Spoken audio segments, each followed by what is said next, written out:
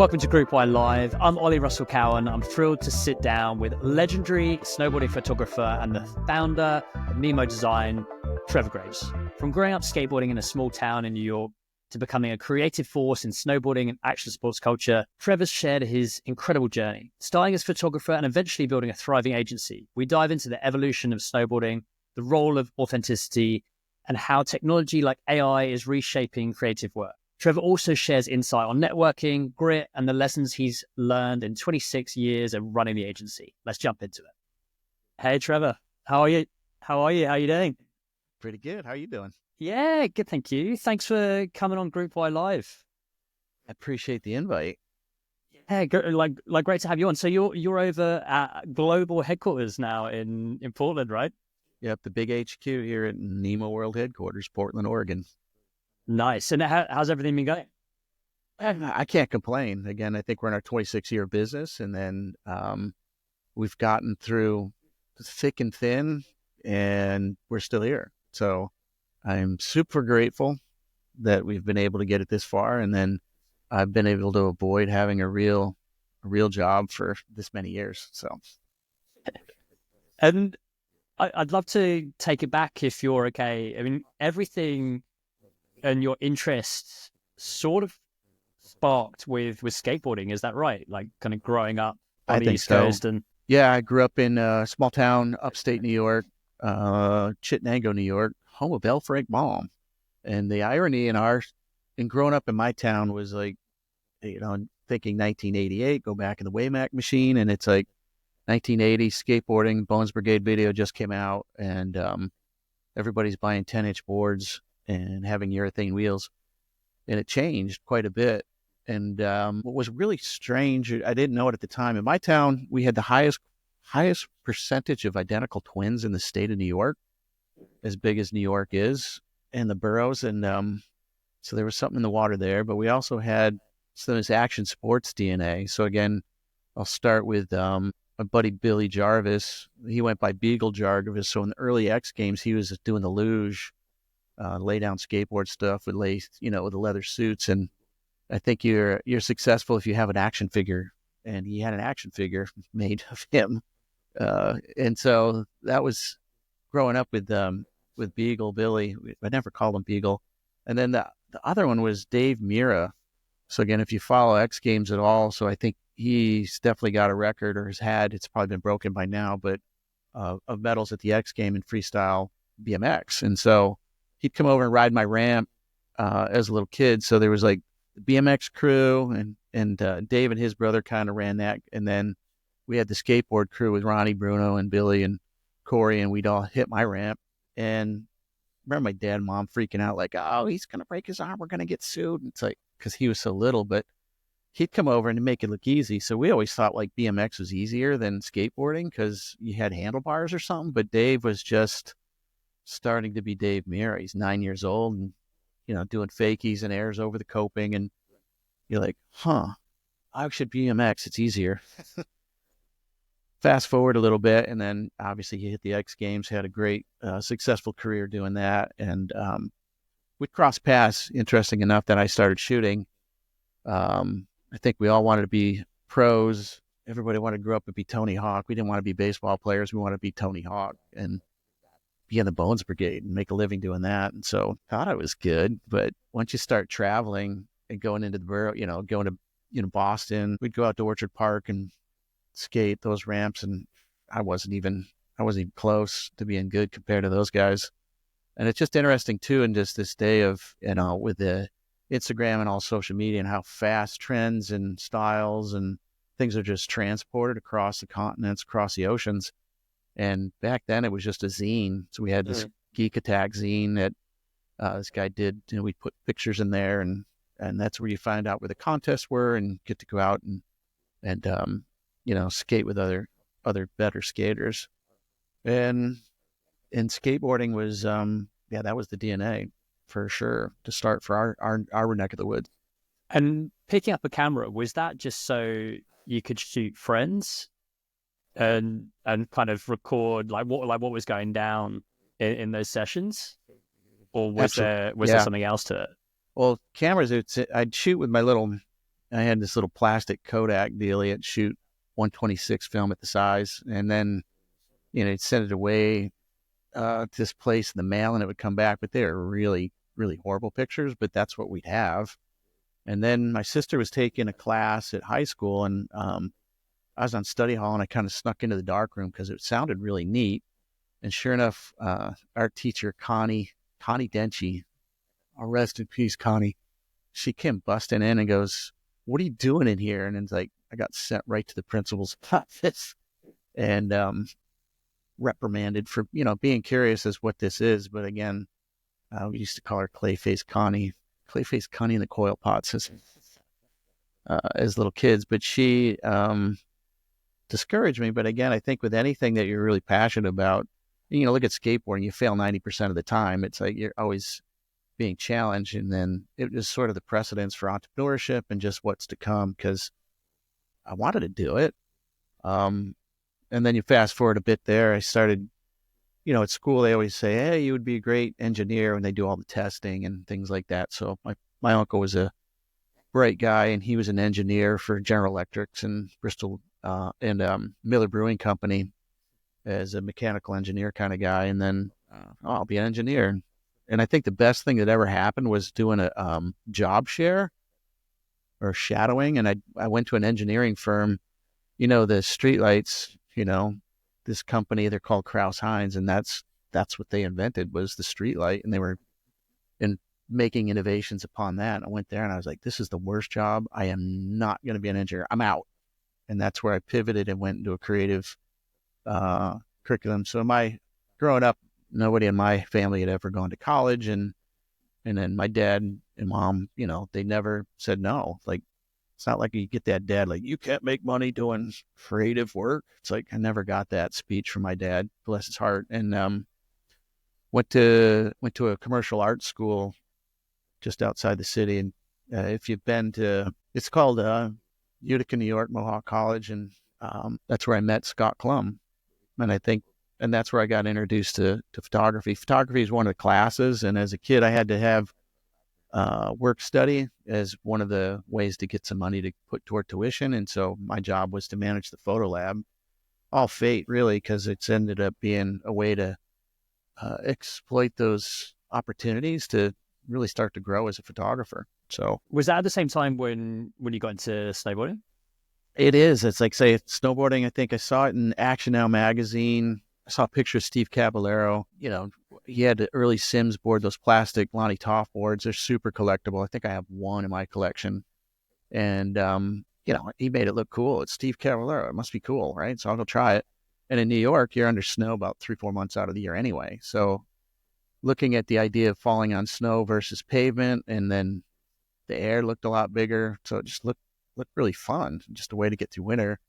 Made some boards in shop class like a lot of kids, and then hooked up with Klum at college, and that's where it really kind of took a pivot in taking it to a bigger scale. So he was, it's funny, there was two of us that skateboard on that campus, and it's funny, kids would go, hey, you should see that Billy Idol guy on the skateboard. I bet you guys would be buddies, because I had a skateboard. So we eventually connected, and then, every night you're out riding the streets, and actually brought my sister's camera out, took pictures, and that's what we would do, is we'd go into lab at night and process the film at midnight, and then make contact sheets, and at 3 a.m, you kind of clean up and hustle back out of there, and then school would start at 8.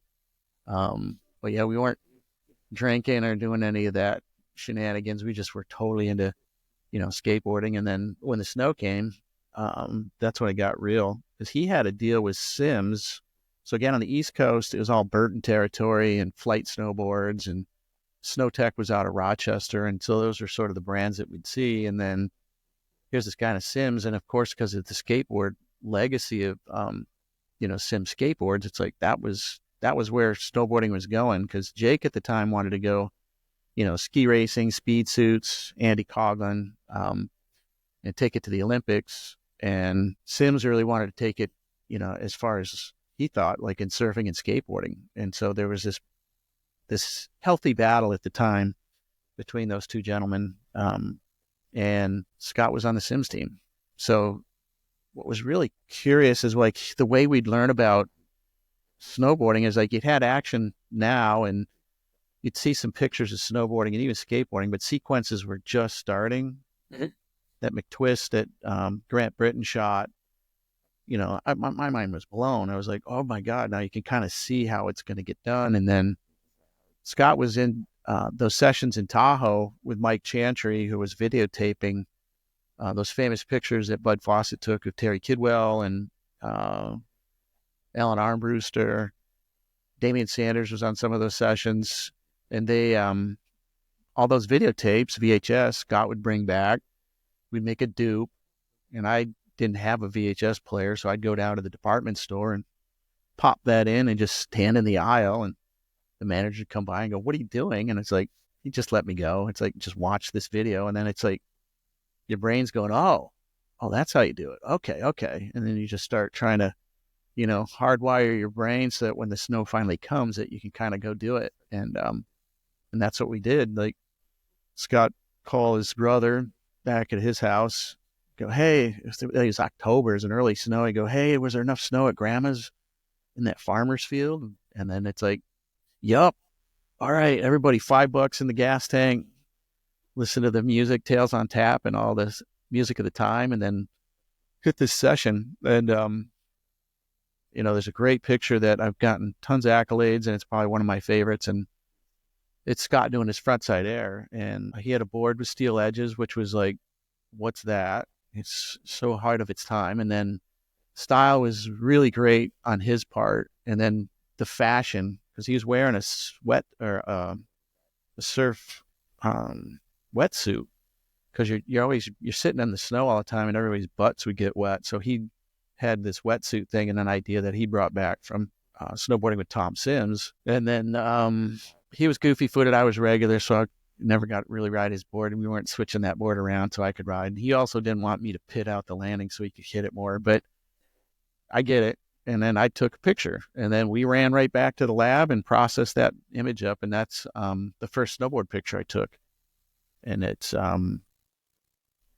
still getting accolades. And so grateful for that relationship, grateful for that opportunity, and just surprised at, the pivot that my life went, because Scott showed that to Tom Sims, who told that to Tom Shea, who was running International Snowboard Magazine. And I became the East Coast correspondent for, it sounds huge, International Snowboard Magazine, but it was just a newsprint pub. And I think Tom Shea's gone on to do some politics in San Francisco these days. He's a player out there. It's interesting to watch where his career went. And then what I did learn was that once you kind of get that business card, you get a little business card with that snowboard logo, you could go up to the ski resort manager and go, hey, can I get a comp pass today? And it's like, ooh, I like this deal, because it was expensive, not nearly as expensive today, but you get to get on the hill for free and go snowboarding. And that's how it really began. And I've heard you say, like, with like networking, that was sort of one of the things, like with that side of stuff that you learned really early on, whether that's sort of friends at college or at high school, and then that birth of the industry. Yep. Was that something that you kind of fostered, or did it just happened organically, kind of like being at the right place, right time? All above. I really I wasn't consciously thinking, oh, I need to network to get ahead. It was more like, wow, you got a snowboard and I have a snowboard. Ooh, yeah. We can be friends. And because at the time too, again, I'm sure we've all heard those legendary stories where skiers would beat you up or hit you with ski poles and cuss you out. And I think it's probably the closest thing to being, experiencing racism as a white Caucasian male. Probably a great life lesson to understand what it's like to feel the wrath of this person just beat you up for no apparent reason other than that you were on a snowboard and they didn't like it. But the networking was, I think for me was Eric Webster was kind enough to allow me to sleep on his couch. He was in Plymouth, going to Plymouth State. Eric's got, he's been a bigwig over at the Olympic now for years down in Park City, but it's interesting how that, how we all kind of grew off of each other. And that was the big thing I needed, was a place to stay, because, New England winters are brutally cold. And what my schedule was is like, I'd leave work in Syracuse, New York, drive, 6 to 8 hours into New England, stay at Eric's. I get there about 2 a.m, miss the whole college party, and then wake up and then go to what we had was the New England Cup Series, and that's where the likes of Jeff Brushy started, Todd Richards, Jason Ford, Noah Brandon, Andy Coughlin. All that early DNA was set at those events, and so we'd meet each weekend. And my job, or I made up my own job, I take pictures of everybody. I go back to work where I was working at a photo lab, make prints, bring it back, sell it to the moms, and get $50 so I could put gas in the car. And that was the humble beginnings of trying to make a living as a snowboard photographer. And that like was that kind of then when it led on to Snowboarder magazine? This is kind of like before you started at Moreau, right? Yeah, it was definitely the magazines were starting. There wasn't, those early days, there just wasn't enough market to actually have a magazine. There wasn't enough companies to get advertising revenue from. And then once that kicked in with ISM coming on first, and then Transworld came in second with their staff. And then Doug Palladini came in from Surfer Pubs with Snowboarder magazine. And that was the healthy rival between Transworld and Snowboarder. And this is the heyday. So now you're looking at 1990 and, snowboarding equipment heavy, but really functional, and then changing every year. So you needed to update your equipment all the time to, stay relevant. And it just boomed. By 93, magazines were 250 pages. We were seeing 8 to 10 issues. We were seeing special editions with the travel guide and the buyer's guide issues. And, snowboarding was here to stay. It wasn't going away. And would you say is like, I guess that combination between coverage in the magazines, doing okay, like when competitions were sort of starting as well, right? And kind of doing well in contests, getting coverage. I mean, that was making people's careers, like whether if they're in the mags or they're not. It started, yeah. It's interesting with contests is like you had to do well in the overall to make a living. So people like Craig Kelly, even Jeff Brushy were running gates, and then pipes weren't really there yet.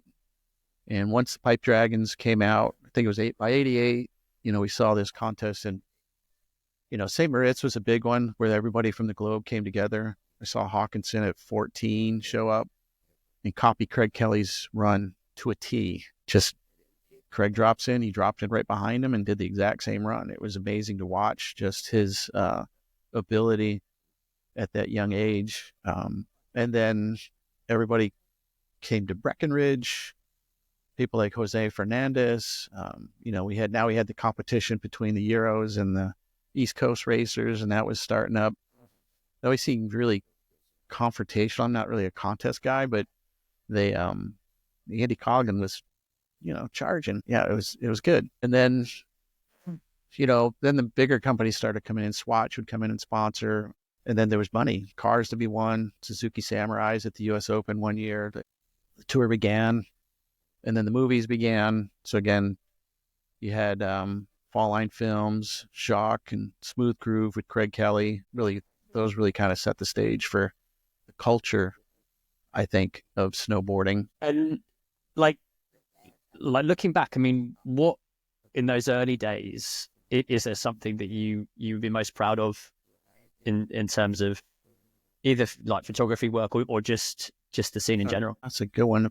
All of it. I mean, it's like, I'm really proud that I was able to be there at that right time to experience the growth of an industry. And just even early on, entrepreneurially, kind of, there's that saying like, go where the puck is. And I thought snowboarding would grow entrepreneurially and be there, because at the beginning, there was no magazines, there was no money, but I knew it'd be there. I just kind of had to wait it out until it got mature enough to be able to make a living, so I didn't have to have a real job. And it worked out for all of us. And now it's a $1 billion industry, and millions of people are getting my way at the lift now, and I don't know anybody anymore. What I'm really proud of is being able to just have been part of that early days of building an industry, really. And that and like being an entrepreneur, that entrepreneurial journey, when did the idea for Nemo, like building your own agency, when did that come about? Funny was that word entrepreneur, I didn't really know until like 10 years ago. I didn't really know what that word was, but kind of knew like making a Before it was business. trendy, right? It was sort of Yeah, like, it's like you want to grow up and be a strategist or an entrepreneur. Cool. But I think I was still just trying to avoid a real job with a corporate company. The but the Nemo idea, again, Nemo means nobody. And the idea then was like you had agencies like Wieden Kennedy and just these lawyer type names. And as a shooter, as I started to evolve, I started doing more commercial shoots, and you'd get in with these art directors, creative directors at these agencies, and they were kind of like, my shit don't stink kind of leadership or okay. art direction. It was sort of, I just remember like, I'd been in the snow for 10, 15 years by then. And it's like, you got this guy like, tell me like how we're going to do a shoot on snow. And I'm like, no, that's not how it works, dude. Like, you hire me, I'll tell you how we're going to get it done. And then, you have these professional arguments, I guess. And then I was like, there's such an opportunity here not to be that kind of art direction and that collective progression. It's sort of a mantra around this shop is just, let's work together and we'll all get through this project together, because shooting in snow is the most difficult task. It's moody, it's hard, you got a short day, it's like you're at elevation, it's like, the weather always rolls in on you, like it's hard. And when you grow up in that, you don't really think about it until you start shooting other things. But I think for me, the bigger story of where Nemo came from was on a trip. What's great with being senior staff at Snowboarder magazine is in November, we'd get these editorial perks. So with the publisher at the time, Doug Palladini, we went up to Wiggly's. And if you get an opportunity to go heli ski at Wiggly's, I highly suggest doing it. It's quite a luxurious escape. And we got up there early. I was with Trevor Piota, a skier, and Davey McCoy from Mammoth skiing, and Matt Goodwill. We dropped in, and it was like, way helicopters work if you haven't gotten some time in a helicopter. I haven't, no. Dude. All right. You'll get it's some on the time. list. You got to get that on your book. You get that on your bucket list and get up in a heli, because it's just so powerful. But we were heliing up there. And again, when the clouds roll in, they have to fly by visual. They don't have special, instruments to avoid the trees and the power lines. So they have to get you in and out with visibility. And so a storm was rolling in, and we had these Austrian guides, and they're very like, we must go now. And everybody's screaming at you to get out of here. And what had happened is I'd coming down, and it's still early season. So some of the snags weren't covered up yet. So there's just this little, I don't know, snag under of a tree, and I hit it head on at speed and went over the handlebars, and I thought I broke my ankle. And here I am laying in this field, guides yelling like, get out of here. We're going to be stuck here overnight, and you're going to miss the sushi. And it didn't sound good sleeping in a helicopter overnight in a snowstorm. So I got myself down to the heli. We got back to the lodge. I had to cut my boot off, and it swelled up, turned purple. But I didn't break it. But I had an aha there. It's like, oh, it's November. Like, that means 3 months I don't shoot. I go, oh, those are the biggest 3 months for me. I was like, I had this aha, like, if this finger isn't shooting, I'm not making money. So were you riding with all your gear as well? Like, did you have gear's like the whole backpack full of camera gear, right? Or yeah, that's always heavy. And anytime you get to ride without that, it's good. But for this, I think that day I had the aha of like, if I want to have like this, have a regular life, a kid's family, all that good stuff, I can't really count on me shooting the whole time, because the risk of snowboarding, it's just a dangerous occupation. And so I put it in my head like, I can be an agency, because I was working with a lot of agency people and had the opportunity and pleasure and working with Michael Jagger, who was head of his agency, but they were doing all the amazing Burton advertising at the time. And Michael would come to the shoots, we'd get a brief. And so I'll admit it here is like, I took the brief home and I kept it. And then 3 years later, I got the opportunity to take a job as creative director at Morrow Snowboards. Marty Kerrigan gave me that opportunity, and I built an in-house agency. And that's where I learned how to lead, how to creative direct, how to do all the agencies type work and then build a team around that idea, so that it didn't always count on me shooting.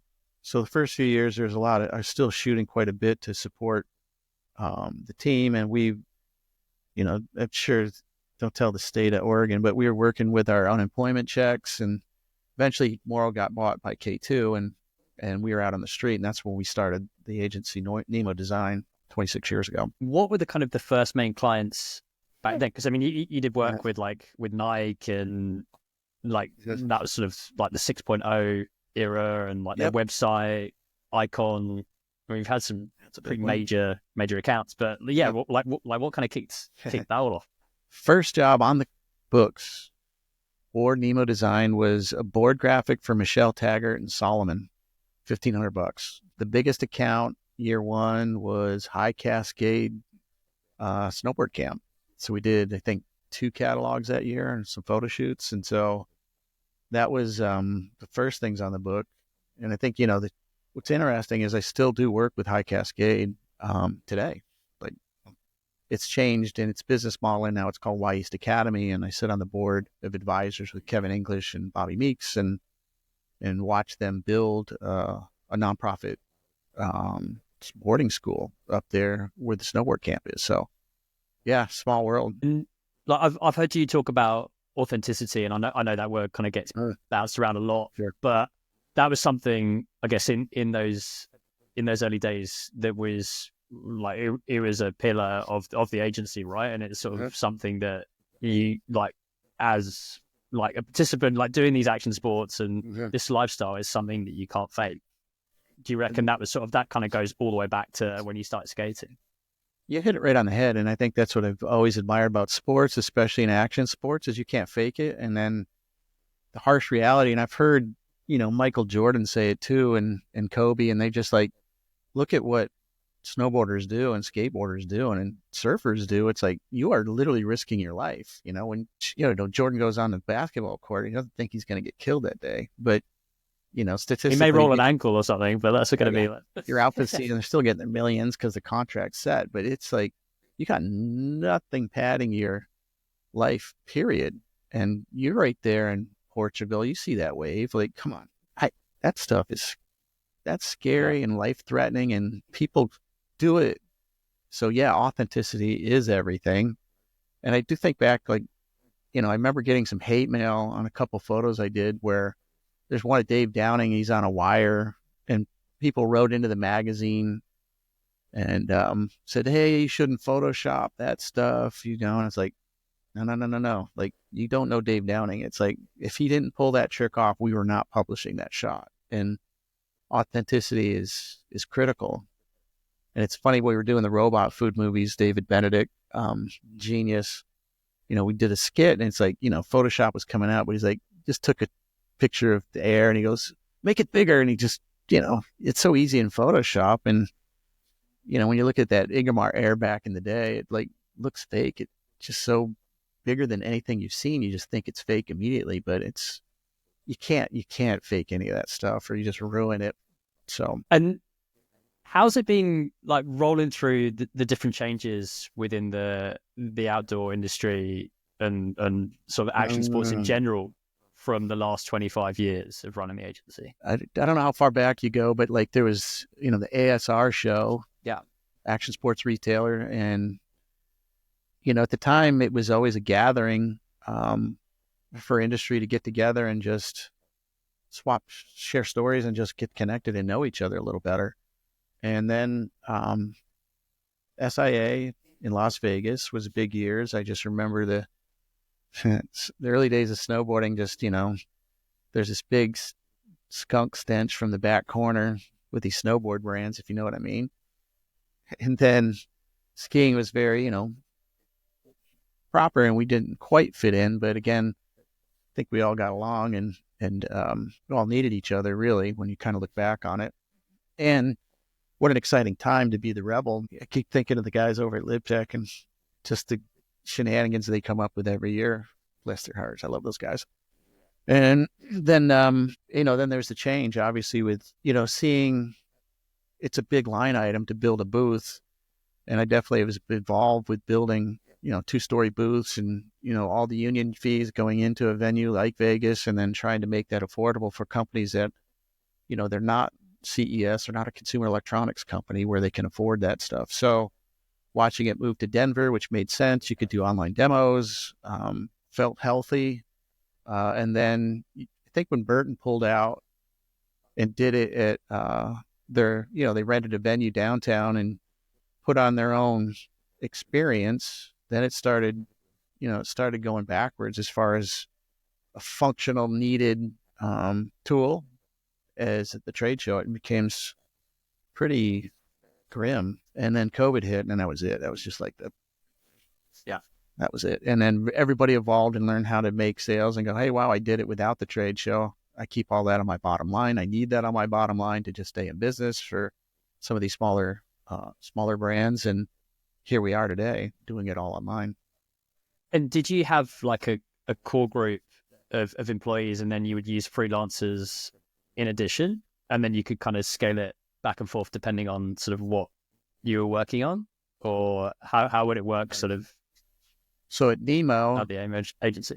Yeah, Nemo, again, there's core services that we'll do with brand foundation work, and then campaigns, and then the production of those campaigns is the core, headcount that you'll see on our list. And then when we need, we'll outsource, photographers, videographers, producers, depending on the size and scale of the job. And then early on, it's like, you bring in, it's interesting with the web, right? Like we had web team early on, and, they're getting $350 an hour because it was just so hard to figure out code to make something move on the internet. And now I see today with AI, you can just copy, here's a website, reproduce it. It'll pop all the code out, and you can just put your name in there and literally steal somebody's look and feel. It's so those salaries went away. Remember having .NET developers, and I couldn't get that language was getting old so quick. I couldn't even sell those guys, so we had to let them go. And then, now I look at like 3D and look at what AI is doing there, and it's still not quite there to be as custom as it needs to be, but I don't know, it's getting there. And I mean, would you say that is kind of like the biggest change that you see at the moment with creative, with branding agencies, is that opportunity to leverage AI, kind of use that? Mm-hmm. Yeah, one of our senior designers did a case study or presented to the company about it, and it was interesting. There was an illustration, and you kind of get some of this production work where you have to put all these little drawings, a cat, a mouse, a dog, and so what you're able to do with AI today is put in the initial look and style, tell it, give me a horse, a crocodile, a rooster, and it'll just kick it out. You're done, right? And the reality is that the client isn't going to spend what it costs to make every single one of those little illustrations. And so it's sort of ancillary, and it's sort of a background texture. And so we'll do it there, right? Okay. And it's sort of, and it ends up, that's just what you need to do to stay competitive. I think there's so many different tools with AI now, especially in marketing, where you can let the tool kind of watch the algorithm and what's coming in and really make a forecast on what type of creative that you need that's going to trend. Even yesterday we were looking at, for hit music, it just scrubs, looks at patterns of what they predict. This tool will predict what the next, hot song is going to be. And then you can kind of start working with that artisan right away, kick it up another notch. And then all of a sudden you got the new hit on the social platforms. And then there you go. There's your next Britney Spears or whoever, right? And I dated myself. Like if you kind of looking at all of this work and everything that you've been involved with, and I'm sure you must get asked this quite a bit, but I mean, I've got to ask you in terms of advice, whether that's kind of pursuing something creative or like looking at photography, if there's any sort of people that are out there that are listening that want to get into it and they want to pursue their passions, what would be the main thing or the main bit of advice that you could give them? So again, there's two angles to the question. It's like advice for up and coming athletes, and then up and coming creatives. Up and coming photographers, up and coming creatives. Yeah, there's boy, oh boy, like with anything, it's like the dedication and the vision to stick to it. A lot of grit and a lot of rejection that you're going to encounter as doors shut and get slammed in your face. Get used to it. The other one is use your youth to work 2 jobs, 3 jobs to kind of get to it. Thing that helped me get through is I had a job, my day job, or actually it was second shift. First, when I started to branch in to be a snowboard shooter, I'd work at a General Electrics. It was a photo lab that paid me full time. So that paid for your rent, your car, and all that good stuff. And then during the day, that was a night shift job. So I get done at 1 a.m. and then I'd get up, at 6, drive up to Stratton, shoot with Jeff Brushy or whoever during the daylight hours, and then take all that to the lab at night, process it. And there was just sort of this ecosystem of staying close to the craft that you want to be, because you're going to meet people. They're going to help you along the way as long as you stay tight. So try to avoid, working at the 7-Eleven and then trying to be in this instance, a photographer. Try to shoot as much as you can. And getting distracted, right? I heard you say, if you kind of get pulled into that wedding photography thing, you can kind of get sucked into it. And that's not a problem either. I mean, it's a whole living, and there's people that do it really, really well, and no disrespect. And what about on the creative side? It's always be practicing your craft. And then early, it's like, it's funny, like everybody's kind of waiting for the job to come to them. It's like, go get the job. I'll share one of the strategies. I think one of the best approaches to getting a job at Nemo I've seen was Hire Me Nemo campaign. Guy Thomas Bradley, an amazing topographer. He wanted to be here. He knew it was something he really wanted to do. So what he did was he put Post-its on all the utility poles where our creatives would go to lunch on the way to lunch. So on the way to the pizza shop, there's, hey, hire me Nemo. And everybody's like, got the little pull off things, and there's a website. And he would, it gets you thinking, right? And so, of course, you got to bring this guy in. I mean, he's gone through this amount of effort to get in front of us. He comes in, does the interview. It was great. And then his thank you, his follow-up to, hey, thank you for taking the meeting. He sent us a pizza, and then he got to the pizza place, and underneath it, he put thank you notes to all the people that he talked to underneath the pizza. So you pick up the pizza, and there's a little thank you note personally from Thomas. And so, of course, you hire that guy, right? Because he was creative. He went out of his way. He thought and branded himself differently so that he showed that he'd have immediate value on our team. And in the logo, if you come and look at our logo today, he worked that logo. So, great story. So again, what are you going to do to be of value to somebody that you really, really want to work for? Don't be afraid to call somebody that you think is too high up the food chain. Everybody kind of puts their own gates in front of themselves, and it's like, call them. Like, you never know.